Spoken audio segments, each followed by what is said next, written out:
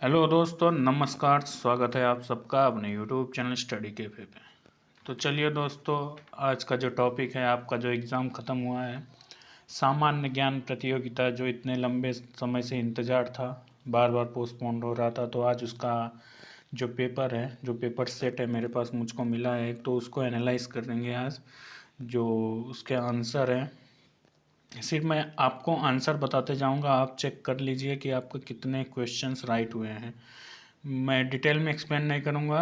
Option रहेगा, जो 4 option रहेंगे उसमें से कौन सा आंसर है, एक टिक करते चलेंगे, फटाफट एनालिसिस हो जाएगा। तो चलिए देखते हैं। जो पहला प्रश्न है दोस्तों, जो पहला सेशन है वो तो हिंदी का है। फर्स्ट सेक्शन जो है वो हिंदी का है। तो देखते हैं पहला आंसर जो है इसका क्या होता है। तो आपको बताना है हिंदी वर्णमाला ऊष्म व्यंजन, हिंदी वर्णमाला में ऊष्म व्यंजन कौन सा है। तो ये 4 ऑप्शन दिए हैं आप लोगों के सामने जो हैं, तो इसमें से बताना है आपको कौन सा ऊष्म व्यंजन है। तो आशा करता हूँ आप सब लोग इसका राइट आंसर मार्क करके आए होंगे। जो option C is the correct answer, श ख श ह। अगर आप ऐसा हवा फूकेंगे तो गर्म आती है, तो ऊष्मा, जो ऊष्मा का ही होता, प्रतीत होता है, तो वो answer C is the correct answer. तो नेक्स्ट पे चलते हैं। पवन शब्द में कौन सी संधि है। जो पवन शब्द है उसमें कौन सी संधि है। ऑप्शन है गुण संधि, यण संधि, ऑप्शन सी अयादि संधि, ऑप्शन डी वृद्धि संधि। तो आपको इसमें से बताना है कौन सी संधि है। तो इसका जो आंसर है दोस्तों, option C is the correct answer, अयादि संधि। अयादि संधि करेक्ट आंसर। तो चलते हैं थर्ड पे चलते हैं। महाजन शब्द में समास है। जो महाजन शब्द है उसमें कौन सा समास है। कर्मधारय समास, अव्ययी भाव समास, या द्वंद्व समास, द्विगु समास। तो इसमें से आपको बताना है इसमें कौन सा समास है। तो इसका ऑप्शन जो है ए इज द करेक्ट आंसर, कर्मधारय समास है। चौथा प्रश्न है, तीक्ष्ण का विलोम शब्द है। जो तीक्ष्ण शब्द है उसका विलोम शब्द क्या होता है। तीव्र, क्षीण, मंद, ऑप्शन डी प्रखर। तो option C is the correct answer. इसका भी ऑप्शन सी जो मंद आंसर है करेक्ट है। प्रश्न पांचवा जो है, कीचड़ उछालना मुहावरे का सही अर्थ बताना है आपको। काफ़ी महत्वपूर्ण ऐसे प्रश्न मैंने करवाए हैं काफ़ी। मत मल फेंकना, ऑप्शन ए, ऑप्शन बी गंदा करना, ऑप्शन सी बदनाम करना, ऑप्शन डी दलदल में फंसना। तो इसका जो आंसर है दोस्तों, ये ऑप्शन सी इज द, इसका भी आंसर करेक्ट है, ऑप्शन सी बदनाम करना। आप देख रहे हैं जैसे अगर आप सी आंसर करते जाएंगे ना, तो ये 5 स्टार्टिंग के 5 तो सबके आंसर सी ही हैं। आप ऐसे ही 5 आंसर, 5 क्वेश्चन राइट करके आ सकते थे अगर एक ऑप्शन सेलेक्ट करने गए तो चलिए, ऐसा नहीं करना चाहिए। फिर भी जो आता है उसको मार्क करेंगे। शुद्ध वर्तनी का चयन कीजिए। इसमें से आपको बताना है कौन सा शुद्ध है। ऑप्शन है कवियत्री, कवियत्री, कवयित्री, या कवियत्री। तो आपको बताना है इसमें से कौन सा ऑप्शन सही है। तो दोस्तों इसका आंसर जो है D is the correct answer, कवियत्री। आप मैच करते चलिए आपका आंसर कितना राइट हुआ है, तो इससे आपका जो कॉन्फिडेंस है आपका बढ़ेगा। तो चलिए नेक्स्ट पे चलते हैं। शुद्ध वाक्य है, पेड़ की पत्ता गिरी। ये तो बिल्कुल गलत लग रहा है, सेंटेंस ही फ्रेम नहीं हो रहा है। पेड़ की पत्ता गिरी क्या होता है। पेड़ में से पत्ता गिरा, ये भी पेड़ में से पत्ता गिरा, ये भी बैठ नहीं रहा है ठीक से। पत्ता गिर पड़ा पेड़ से, ये तो पूरा घुमा फिरा के पेड़ से पत्ता गिरा, ये बिल्कुल करेक्ट है दोस्तों। Option D is the correct answer. इसका जो ऑप्शन है D is the correct answer. यहाँ पे देखिए दोस्तों, दो,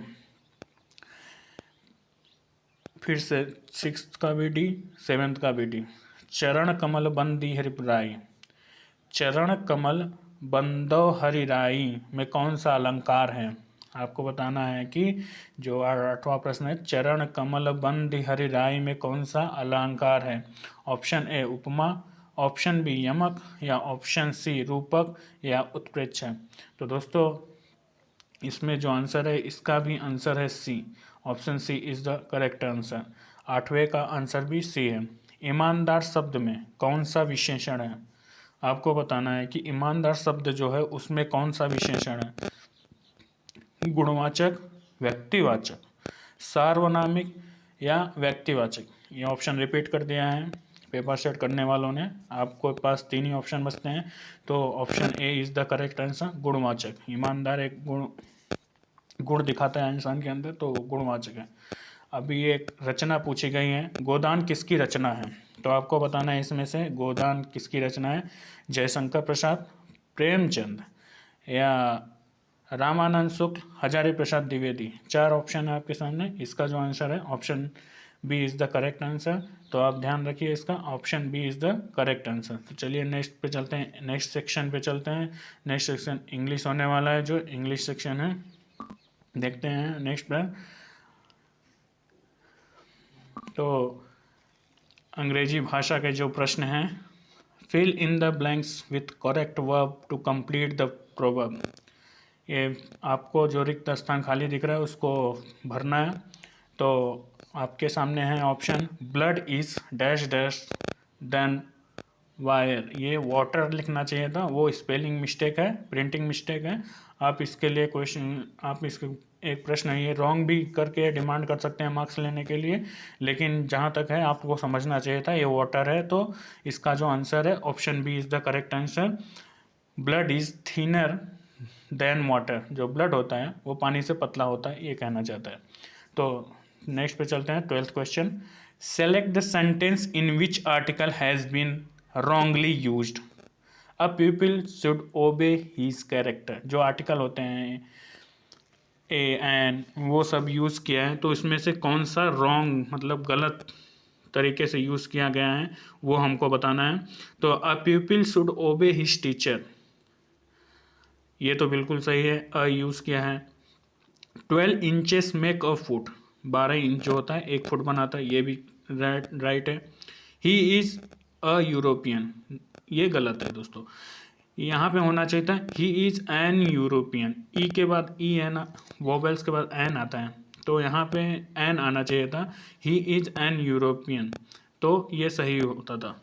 और बाकी के तो सही हैं, he is an M A, sorry he is an a M A, तो ये भी बिल्कुल सही है। तो इसका जो आंसर है ऑप्शन सी, ये सही से इस्तेमाल नहीं किया गया है, यहाँ पे एन होना चाहिए था, इसलिए गलत सेंटेंस है। तो चलिए नेक्स्ट पे चलते हैं। Which prefix can be used with the following words. Which prefix मतलब वर्ड्स के पहले जो यूज़ करने वाला शब्द इसमें से कौन सा हो सकता है, आपको बताना है। Behave, guide, use. अगर आप शब्द एक शब्द उठा के शब्द को बनाएंगे तो उसमें आपको डिफरेंस लगेगा। तो जैसे अभी यहाँ पे है, सपोज मैंने इधर से री ले लिया, री बिहेव, री बिहेव, ये कैसा शब्द है, मतलब एक सन वर्ड ही नहीं बन रहा है। जैसे री गाइड भी एक नहीं हो रहा। अगर मैंने अभी डिस ले लिया, डिसगाइड, हाँ ये तो डिसगाइड होता है, डिसगस्टिंग होता है, ये शब्द होते हैं, लेकिन ये इधर मैच नहीं खा रहा है। यहाँ पे अगर हम लोग मिस यूज़ कर रहे हैं, miss behave, miss guide, miss use, किसी का गलत इस्तेमाल, मिस बिहेव मतलब गलत बिहेव करना, तो ऑप्शन जो ए है उसमें से करेक्ट आंसर मिस है, मिस गाइड इसमें इस्तेमाल होने वाला। तो अभी नेक्स्ट पे चलते हैं। Pick out the suitable antonym of the given word. तो जो वर्ड दिया है उसका एंटोनिम यानी विलोम शब्द उसका निकालना है। तो जुडिशियस शब्द दिया है, तो उसका मतलब समझाना है। तो इसका जो अपोजिट होगा उसका होगा imprudent. Option C is the correct answer, imprudent is correct answer. तो चलिए नेक्स्ट पे चलते हैं। Change the following sentence into the passive voice. Active voice में सेंटेंस दिया, आपको पैसिव वॉइस में उसको कन्वर्ट करना है, आपको बदलना है। तो I am reading a novel, मैं एक नॉवेल पढ़ता हूँ, तो पढ़ रहा हूँ, तो उसमें आपको बताना है इसका जो पैसिव वॉइस सेंटेंस में बताना है। A novel was read by me, no बिल्कुल गलत। A novel was read by I, ये तो बिल्कुल नहीं, चेंज नहीं किया फॉर्म को। A novel is read by me, ये भी नहीं। A novel is being read by me, yes ये बिल्कुल करेक्ट है, option D is the correct answer. जो 15th है उसका आंसर जो है वो है a novel is being read by me, ये आंसर करेक्ट है। तो चलिए नेक्स्ट पे चलते हैं। Change the following sentence into indirect sentence. जो डायरेक्ट सेंटेंस दिया हुआ है तो आपको इनडायरेक्ट में बताना है। सेंटेंस क्या है?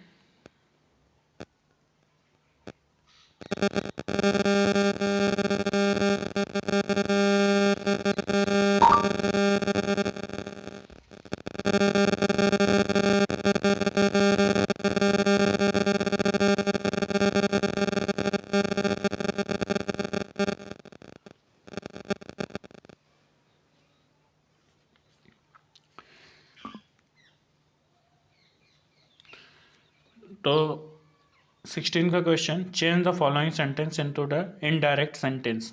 जो ये एक डायरेक्ट सेंटेंस दिया हुआ है तो उसको इनडायरेक्ट स्पीच में कन्वर्ट करना है आपको। The teacher said to Mohan stand up at once. Teacher ने मोहन से कहा स्टैंड, एक बार खड़े हो जाओ। तो इसका जो इनडायरेक्ट स्पीच है, ऑप्शन ए है, the teacher ordered Mohan to stand up at once. The teacher requested Mohan to stand up at once. Teacher जो है वो मोहन से रिक्वेस्ट थोड़ी ना करेगा। The teacher advise Mohan to stand up at once. Advice नहीं दे रहा है, यहाँ पे टीचर ऑर्डर दे रहा है। जो हमारा शिक्षक है वो, यहाँ पे जो शिक्षक है वो मोहन को ऑर्डर दे रहा है, मतलब आदेश दे रहा है कि the teacher order Mohan to stand up at once. तो इसका जो ऑप्शन ए इज द वो राइट आंसर है। Option A is the correct answer. तो चलिए नेक्स्ट पे चलते हैं। Fill in the blanks with the correct preposition. Neither he is a story, he is dash dash he is father. तो इसका option बताना है, दिया है और, नॉट, नॉर, आइदर। जहाँ पे नाइदर आए वहाँ पे नॉर आता है दोस्तों। कभी भी अगर चेक करेंगे मोस्टली जहाँ पे देखते हैं neither he is a story nor he is father, तो यहाँ पे option C is the correct answer. तो चलिए 18वें क्वेश्चन पे चलते हैं। Deep and keep are, deep and keep are, deep और कीप जो है वो क्या है?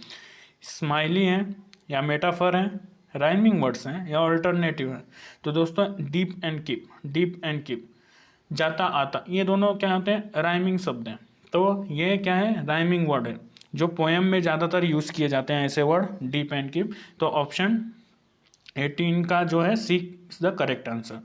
तो let's go to the next one. 19th question, which of the following words is an abstract noun.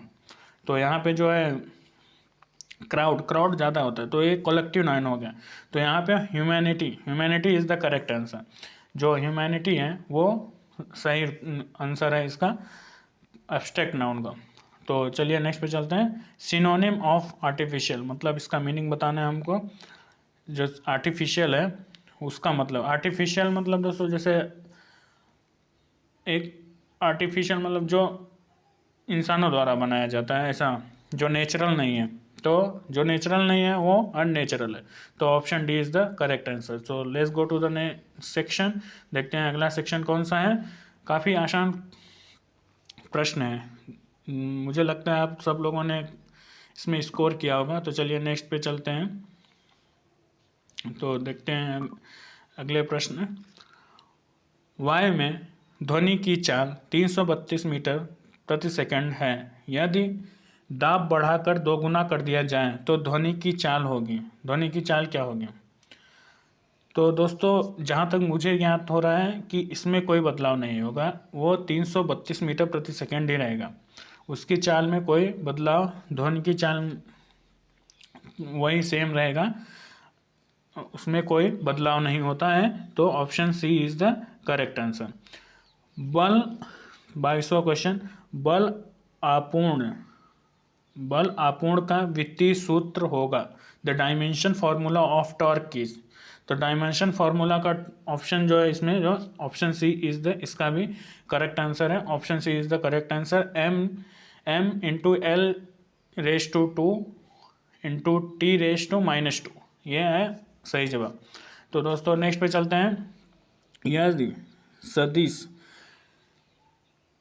जो वेक्टर होता है, 2 vector 4i cap plus 4j and 2i plus 3j added the result will B.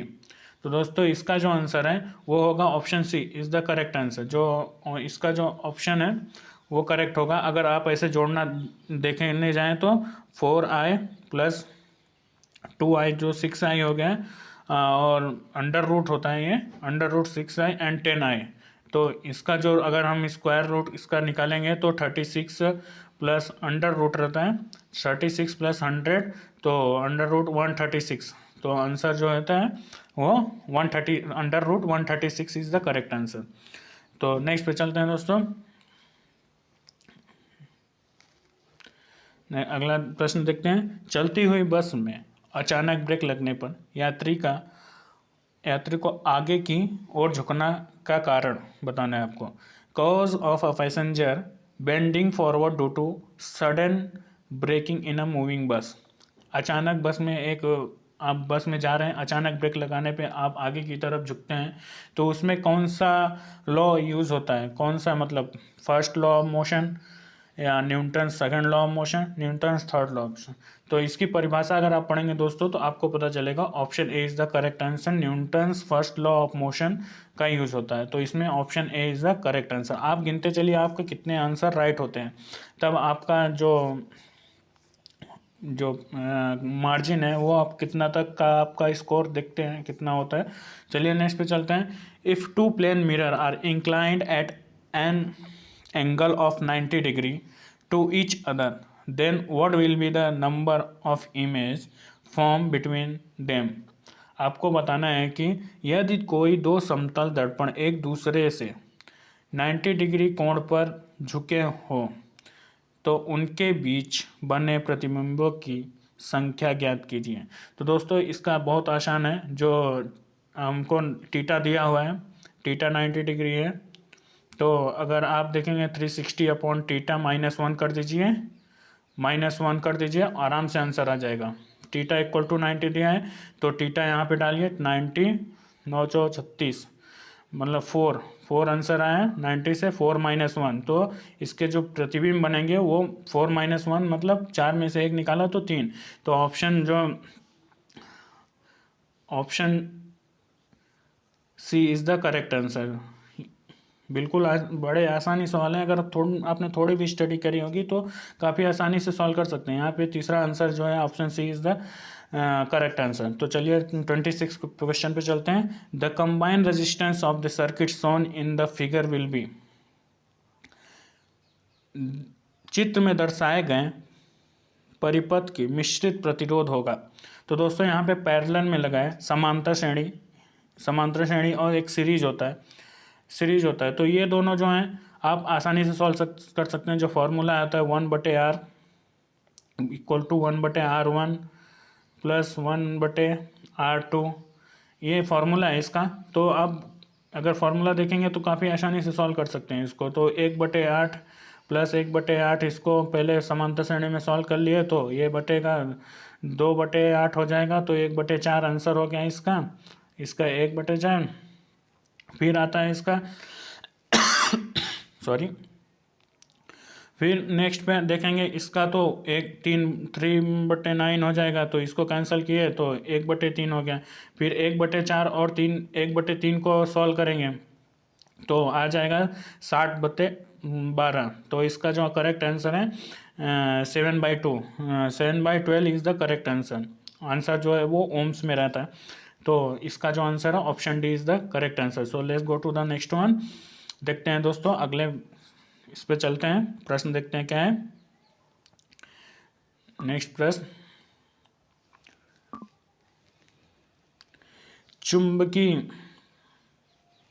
चुंबकीय flux का SI मात्रक, जो SI unit of magnetic flux, इसका answer बहुत आसान है, weber. Option A is the correct answer, weber होता है। चलिए नेक्स्ट पे चलते हैं। Who gave the law of definite proportion, मतलब निश्चित अनुपात का नियम किसके द्वारा दिया गया था। तो ये जो आंसर है option B is the correct answer. जो जोसेफ प्रोस्ट हैं उन्होंने इसका जो नियम है वो दिया था। तो नेक्स्ट पे चलते हैं। Ca3PO4 bracket close two the mass will be, इसका जो मास है वो आपको बताना है कितना है। इसका काफ़ी बहुत आसान प्रश्न है दोस्तों, बहुत काफ़ी आसानी से प्रश्न पूछे गए हैं। तो इसमें जो कैल्शियम है, कैल्शियम का जो एटॉमिक मास होता है वो 40.08 होता है। तो इसमें 3 का गुणा कर दीजिए। और जो फॉस्फोरस है, फॉस्फोरस का 30 होता है एटॉमिक मास, उसमें 97 वो हो गया एक। और बाद में उधर ऑक्सीजन है, ऑक्सीजन कितना है, 4 ऑक्सीजन है। तो ऑक्सीजन का 16 होता है, 16, तो उसके साथ आप 4 का गुणा कर दीजिए। उसके बाद जो फॉस्फोरस और ऑक्सीजन है उसको पूरे में 2 का गुणा कर दीजिए और सबको ऐड कर दीजिए, तो आंसर आपको मिल जाएगा। कितना आंसर आएगा, 310।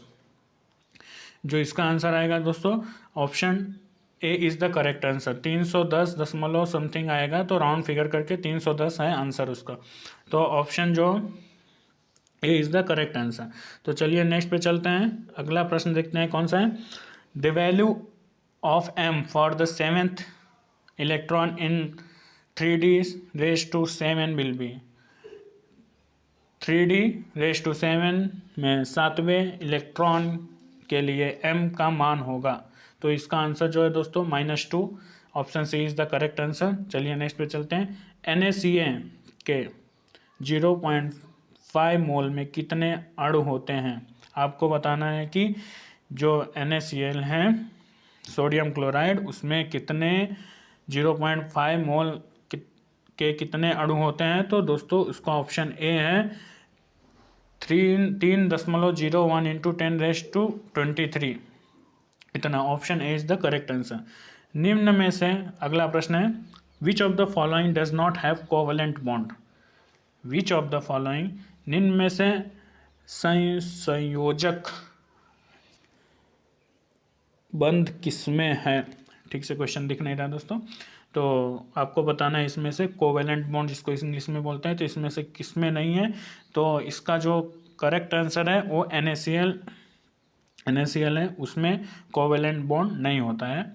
तो NaCl जो ऑप्शन सी है वो करेक्ट है। तो चलिए नेक्स्ट पे चलते हैं। The equivalent weight of AiOH3 will be 26। इसका जो इक्विवेलेंट बॉन्ड है,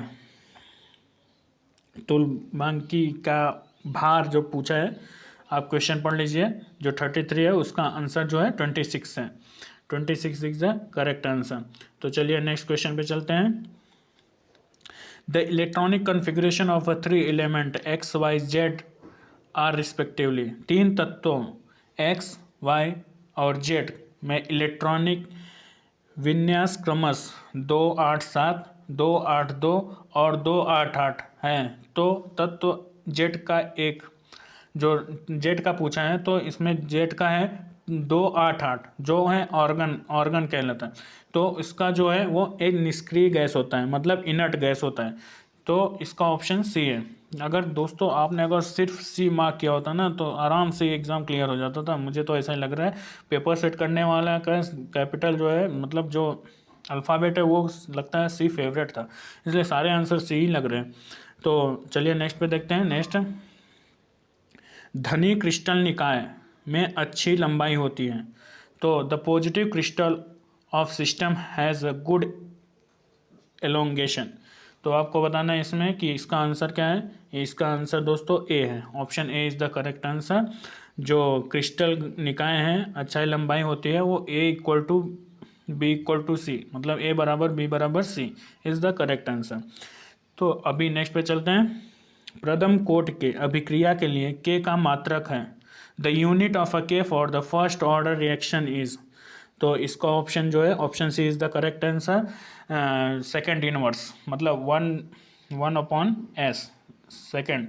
तो इसका जो आंसर है वो है सी इज़ द करेक्ट आंसर। तो चलिए नेक्स्ट पे चलते हैं। काफ़ी आसान प्रश्न लग रहे हैं दोस्तों, तो चलिए देखते हैं नेक्स्ट प्रश्न क्या है।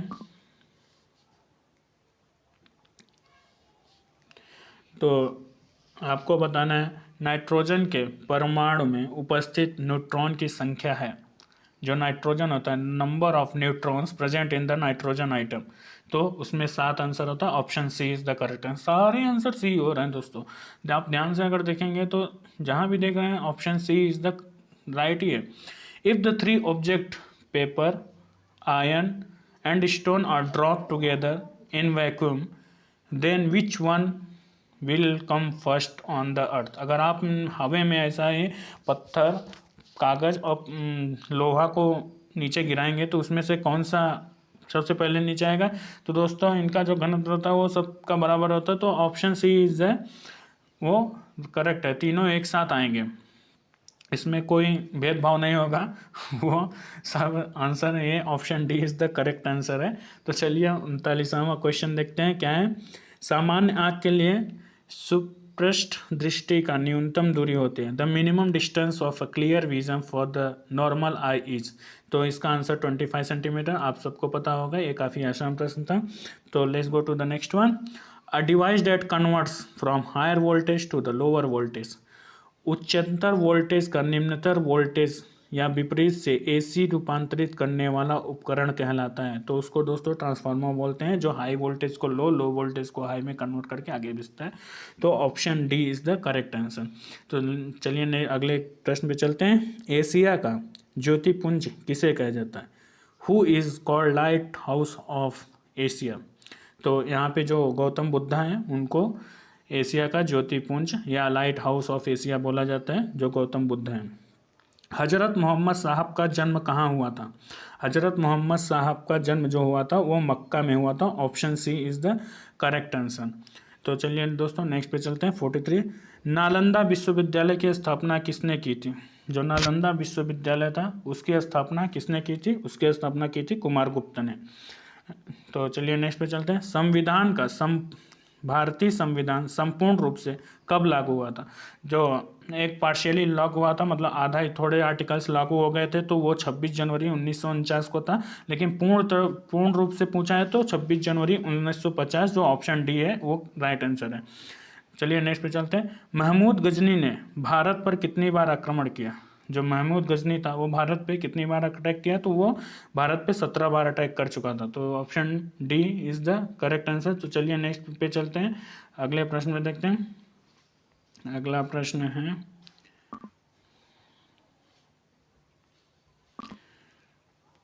दास प्रथा। दास प्रथा का अंत किसने किया था? तो जो दोस्तों हु एंडेड द स्लेवरी, जो दास बना के रखते थे, मजबूरन काम करवाते थे, तो वो किसने ख़त्म करी थी? तो वो option A is the correct answer. Akbar ने इसको दास प्रथा को ख़त्म करी थी। इंकलाब जिंदाबाद का नारा किसने दिया था?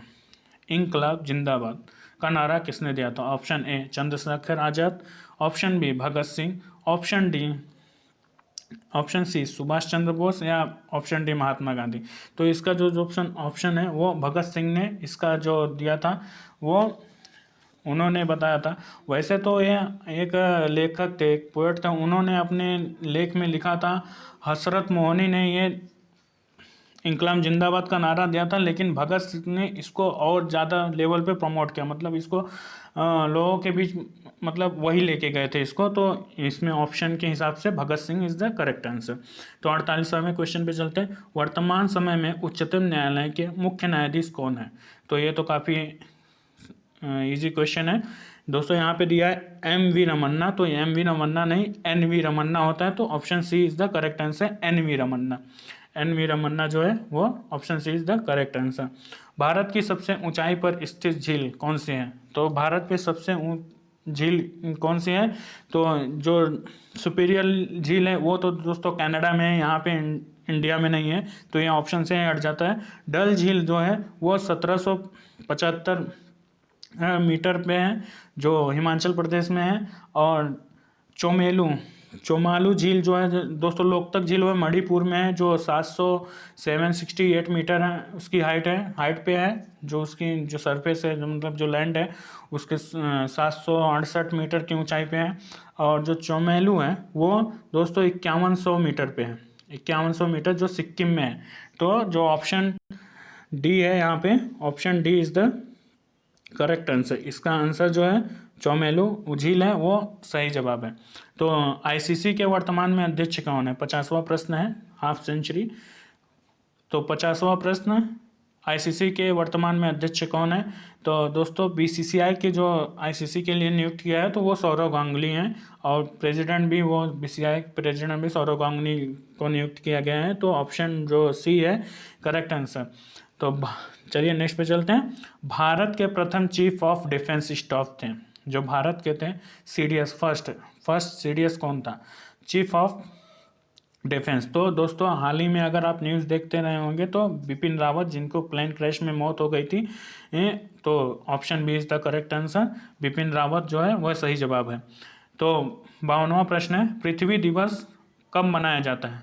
तो आपको बताना है पृथ्वी दिवस कब मनाया जाता है, 22 जनवरी या 22 फरवरी, 22 मार्च या 22 अप्रैल। दोस्तों 22 मार्च को तो जल दिवस मनाया जाता है, 22 अप्रैल को पृथ्वी दिवस मनाया जाता है। Option D is the correct answer. Next पे चलते हैं। The second largest planet in size, आकार में दूसरा सबसे बड़ा ग्रह, तो शनि ग्रह जो है दोस्तों वो आकार में सबसे बड़ा दूसरा ग्रह है। तो option C is the correct answer. Who is the present CM of Madhya Pradesh, जो वर्तमान में जो मध्य प्रदेश के मुख्यमंत्री वो कौन है? तो दोस्तों जो ममता बनर्जी तो वेस्ट बंगाल के हैं, तो ऑप्शन बी है जो शिवराज सिंह चौहान जो हैं वो मध्य प्रदेश के वर्तमान में मुख्यमंत्री हैं। तो चलिए नेक्स्ट पे चलते हैं। नेक्स्ट क्वेश्चन देखते हैं क्या है। नेक्स्ट क्वेश्चन दोस्तों, T20 में सर्वाधिक रन बनाने वाले बल्लेबाज कौन सा है? ये तो बिना डाउट के कोई भी आंसर सॉल्व कर लेगा, जो विराट कोहली हैं, Virat Kohli. Option A is the correct answer. हमारे देश के विराट कोहली जो हैं वो T20 क्रिकेट में सबसे ज़्यादा T20 में रन बनाने वाले भारतीय बल्लेबाज हैं। तो चलिए 56वां क्वेश्चन देखते हैं। हाल ही में भारत सरकार ने लड़कियों की शादी की उम्र 18 से बढ़ाकर कितने वर्ष का किया? अभी दोस्तों एक बिल पास हुआ है जो एक्ट में भी बन गया है। तो जो लड़कियों की उम्र पहले थी 18 साल, तो उसको अभी 21 साल कर दिया है। तो अभी जो ऑप्शन ए है वो राइट आंसर है, 18 से 21 साल हो गया। तो ऑप्शन 57वां क्वेश्चन देखते हैं। भारत का राष्ट्रीय जलीय जीव क्या है? What is the national aquatic animal of India? तो हाथी दोस्तों, हाथी तो बिल्कुल ऑप्शन ही गलत है लग रहा है, मतलब हाथी जलीय जीव हो ही नहीं सकता। मोर भी जलीय जीव नहीं। मछली और डॉल्फिन है, तो dolphin is the correct answer. मछली जो है वो, मछली में कौन सी मछली है? मछली की बहुत, मछली तो एक प्रजाति का नाम है, वो तुम्हें कितने सारे कैटेगरी हैं। तो डॉल्फिन जो है वो करेक्ट आंसर है, जो गंगा नदी में पाई जाती हैं, वो सी जो है राइट आंसर है। भारत का सबसे ऊंचा पर्वत शिखर है दोस्तों, ऑप्शन ए है माउंट एवरेस्ट, कंचनजंगा या K2 गॉडविन या मकालू। दोस्तों इसमें ये जो ऑप्शन दिए हैं वो काफ़ी, दो ऑप्शन में कन्फ्यूजन रहेगा हमेशा। अभी कौन सा आंसर माना जाएगा वो मुझे तो पता नहीं, लेकिन मैं सबका हाइट बता देता हूँ। ये जो माउंट एवरेस्ट है वो तो नेपाल में है, नेपाल में जो 8,848 मीटर है। और मकालू जो है, मकालू जो है वो 8,463 मीटर है। K2 जो है गॉडविन, जो K2 गॉडविन जो है वो 8,611 मीटर है।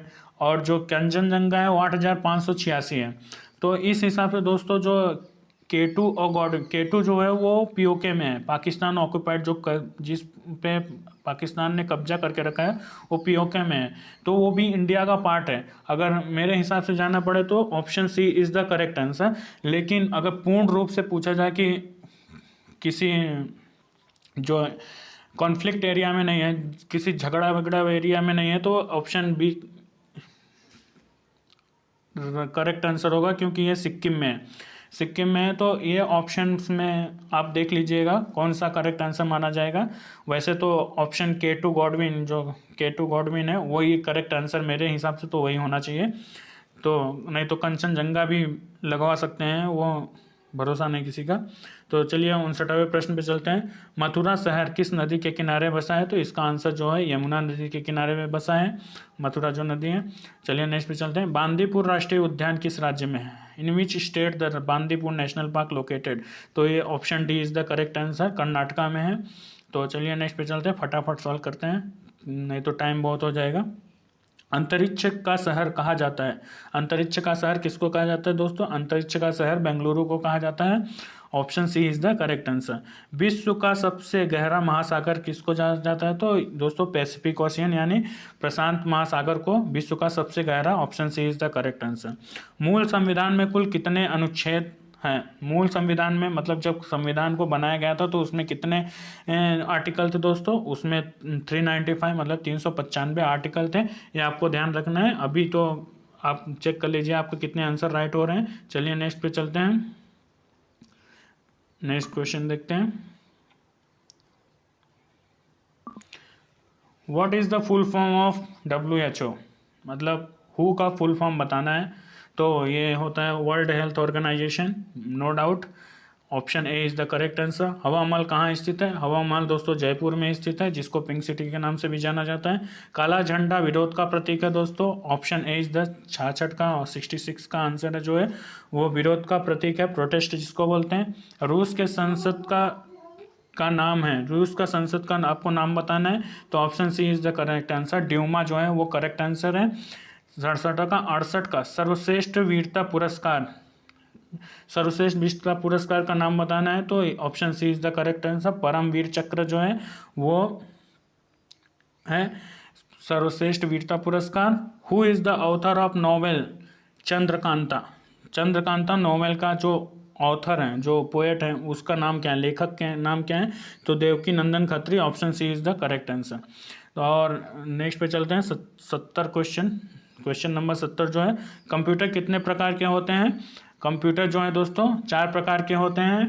पहला माइक्रो, मिनी और मेन फ्रेम, सुपर कंप्यूटर, ये 4 प्रकार के होते हैं।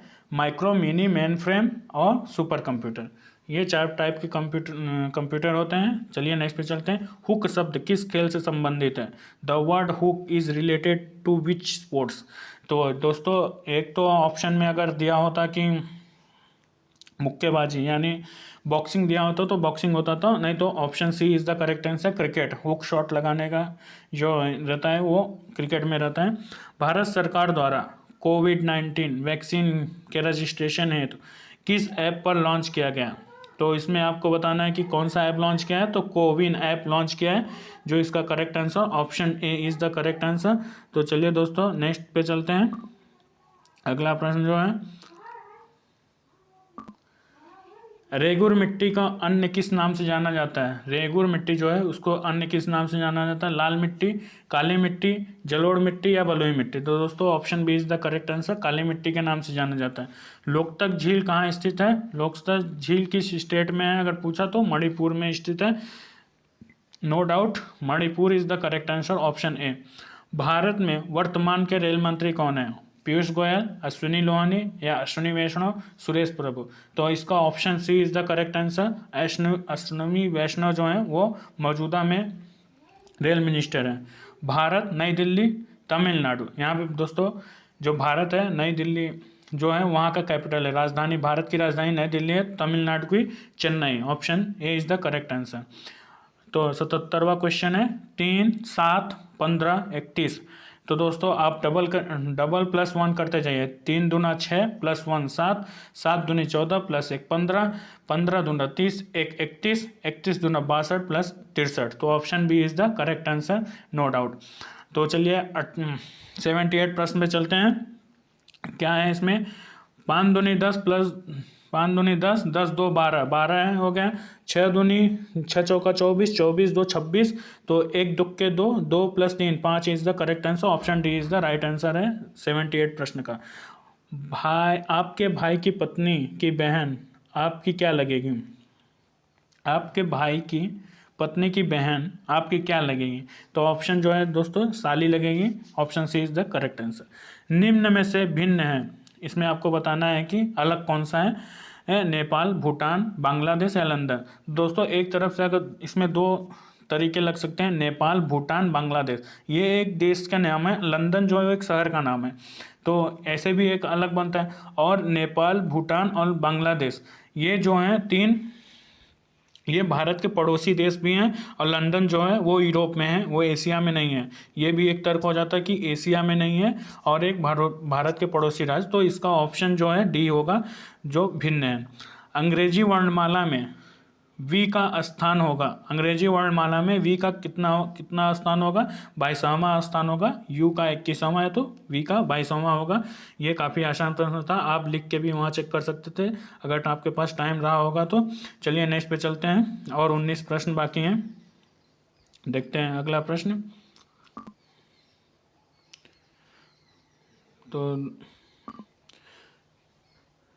जड़ का विकास होता है दोस्तों, आपको बताना है कि जड़ जो होता है, रूट जो होता है, उसका पेड़ का जो जड़ होता है उसका विकास कैसे होता है। तो ऑप्शन सी है, ऑक्सीजन के द्वारा होता है। ऑक्सीजन, जो option C is the correct answer. 82वां प्रश्न है, पौधे का नर प्रजनन अंग है जो the male reproductive organ of the plant is. तो इसका जो आंसर है वो पुकेसर है। पुकेसर, स्टेमन बोलते हैं इंग्लिश में, यहाँ पे स्पेलिंग रॉन्ग दी हुई है, तो पुकेसर इज द करेक्ट आंसर। निम्नलिखित पादप अंगों में कौन सा अंग श्वसन अंग है। ऑप्शन ए पत्ती, option B full, option C जल, ऑप्शन डी कोई नहीं। तो इसका जो आंसर है दोस्तों ऑप्शन ए, पत्ती द्वारा श्वसन होता है। जो पादप अंगों में कौन सा अंग श्वसन अंग है, तो वो पत्ती is the correct answer. Sericulture किससे संबंधित है। सेरीकल्चर जो है मधुमक्खी पालन, रेशम कीट पालन, मत्स्य पालन या पौधों का विकास। तो option B is the correct answer, रेशम कीट पालन से संबंधित है। मानव का रक्त होता है, तो दोस्तों ये भी एक, इसमें मुझे तो आंसर लग रहा है इसमें से कोई नहीं, क्योंकि जो मानव रक्त का पीएच मान होता है वो 7.35 से 7.45 तक होता है। तो स्लाइटली ये क्या होता है कि बेस और एसिड, जो क्षारीय और अम्लीय दोनों में होता है। तो आप इसको एक बार क्रॉस वेरिफिकेशन कर लीजिएगा। मेरे हिसाब से तो इसमें से कोई नहीं, क्योंकि ये थोड़ा क्षारीय और थोड़ा बेसिक दोनों में आता है। तो इसमें से ऑप्शन डी इज द मेरे हिसाब से करेक्ट आंसर है, आप एक बार कंफर्म कर लीजिएगा। तो 86वां प्रश्न देते हैं, मानव शरीर का मुख्य हिस्से किससे बना होता है। तो दोस्तों मुख्य हिस्से जो है पानी से बना होता है, वाटर। 80% तो आपने कभी सुना होगा कि मानव शरीर में 80% पानी होता है, तो option D is the correct answer. Next question देखते हैं, जीन का आकार होता है, जीन का जो आकार होता है वो सर्पाकार होता है। Option D is the correct answer. निम्नलिखित में से कौन सा उभयचर नहीं होता। निम्नलिखित में विच of the following is not amphibious. तो दोस्तों आपको बताना है जो उभयचर नहीं होता। तो दोस्तों इसका आंसर बी होगा, क्रोकोडाइल, मगरमच्छ जो है वो उभयचर नहीं होता। तो चलिए नेक्स्ट पे चलते हैं, मानव रक्त का पीएच मान। मानव रक्त का पीएच मान होता है वो 7.35 7.35 से 7.45 तक होता है। तो ऑप्शन इसके मध्य में होता है, 7.4 इज द करेक्ट आंसर, जो option A is the correct answer. निम्न में से कौन सा रस भोजन का पाचन करता है। Which of the following juice digest food. तो बाइल जूस, ऑप्शन जो सी है वो करेक्ट आंसर है, बाइल जूस। पित्त रस जो होता है वो करेक्ट आंसर है, option C is the correct answer. तो चलिए दोस्तों नेक्स्ट पे चलते हैं, नेक्स्ट प्रश्न देखते हैं कौन सा है।